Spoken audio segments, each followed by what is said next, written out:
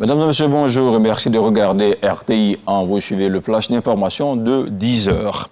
Le président de la République, Alassane Ouattara, a regagné Abidjan dans la soirée de mardi. Le chef de l'État effectuait un séjour privé en France. Il était accompagné de son épouse, Madame Dominique Ouattara, la première dame de Côte d'Ivoire. À sa descente d'avion, Alassane Ouattara a été accueilli par le vice-président de la République, le Premier ministre et quelques membres du gouvernement. Le chef de l'État n'a pas fait de déclaration officielle. Et puis c'est ce mercredi que s'ouvre à Yamoussoukro la première session ordinaire du Sénat au titre de l'année 2024.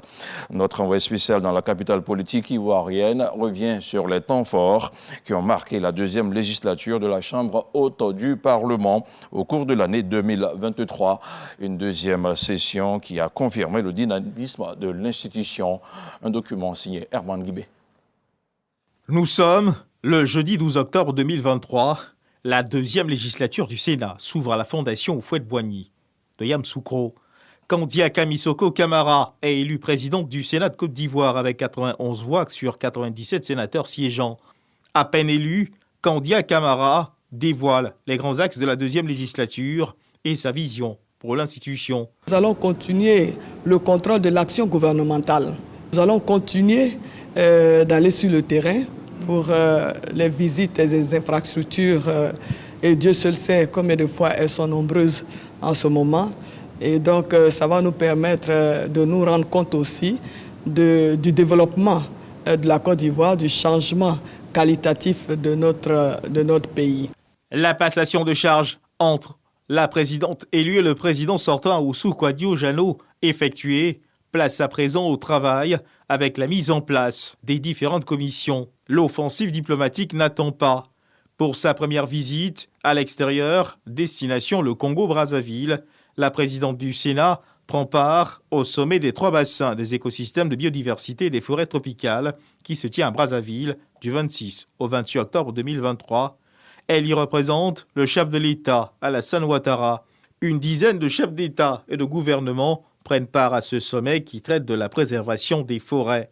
À cette tribune internationale, Kandiaka Camara prend la parole et décline la vision de la Côte d'Ivoire sur les sujets abordés. Mon pays a adopté un nouveau code forestier et une stratégie de préservation, de réhabilitation et d'extension des forêts avec pour objectif de recouvrer 20% du patrimoine forestier à l'horizon 2030 en promouvant entre autres l'agroforesterie et la sylviculture durable et lutter ainsi contre les changements climatiques à travers nos contributions déterminées au niveau national. La préservation des forêts tropicales pour lutter contre le réchauffement climatique, une intervention de Kandiaka Camara, fort appréciée par l'auditoire. Dans le cadre du réchauffement de l'axe Abidjan-Brazzaville, la présidente du Sénat, porteuse d'un message du chef de l'État, Alassane Ouattara, est reçue en audience par le président de la République du Congo, son Excellence Denis Sassou Nguesso, par le Premier ministre de la République du Congo, Anatole Koliné-Makosso. Des rencontres qui contribuent à renforcer la dynamique diplomatique entre la Côte d'Ivoire et le Congo. Au tableau de la diplomatie parlementaire, le Sénat congolais honore la délégation ivoirienne conduite par Kandiaka Camara. Les Sénats ivoiriens et congolais réaffirment leurs engagements à collaborer pour le bien de leurs institutions. La 45e conférence de l'Union parlementaire africaine s'est tenue à Abidjan, un événement organisé par l'Assemblée nationale en bonne coopération avec le Sénat de Côte d'Ivoire. Au titre de la diplomatie parlementaire, l'institution a eu l'honneur de recevoir en audience de nombreux chefs de mission accrédités en Côte d'Ivoire. Au cours de la deuxième législature, l'activité n'a pas baissé en intensité. La plus récente des visites engagées dans ce sens reste l'audience accordée au président du Sénat du Burundi, son Excellence Emmanuel Sinzo Aguera. Les deux pays entendent multiplier leurs échanges pour le succès de leur collaboration à tous égards. Ayant promis de contribuer à l'amélioration des conditions de travail de ses pairs sénateurs, les 6 présidents des commissions que compte le Sénat reçoivent des véhicules de fonction pour les aider dans l'accomplissement de leur mission. Les commissions du Sénat sont au travail.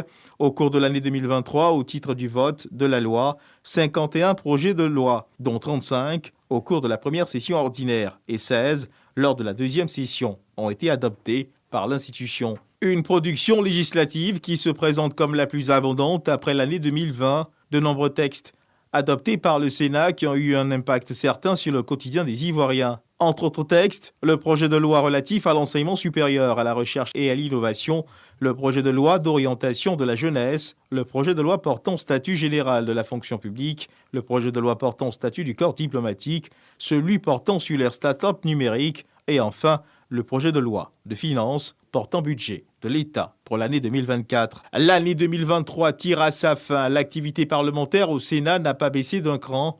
Le projet de loi de finances portant budget de l'État pour 2024 est soumis aux sénateurs, membres de la Commission des affaires économiques et financières du Sénat. Elle est adoptée à l'unanimité des sénateurs présents. Au cours de la cérémonie marquant la clôture de la deuxième session ordinaire 2023, Kandia Camara, la présidente du Sénat, salue le travail abattu par les sénateurs.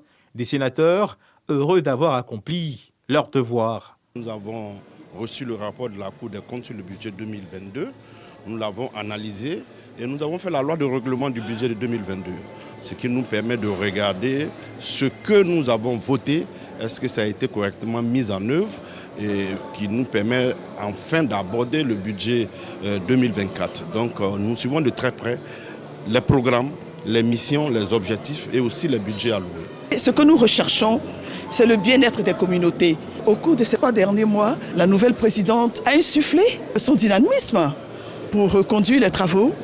C'est avec beaucoup d'attention, beaucoup d'intérêt que nous avons examiné les projets de loi qui ont été soumis à notre attention et qui ont été votés à l'unanimité. Une cérémonie de clôture qui a marqué le début de vacances parlementaires pour les sénateurs de Côte d'Ivoire.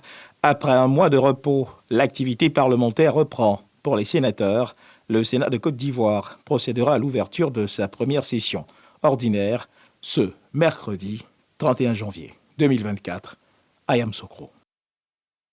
Dans quelques instants sur RTI 1, vous suivrez donc la cérémonie solennelle d'ouverture de la première session ordinaire 2024 et ça sera avec Marine Cognan. L'édition du journal de 13h interviendra juste après et ça sera avec votre serviteur.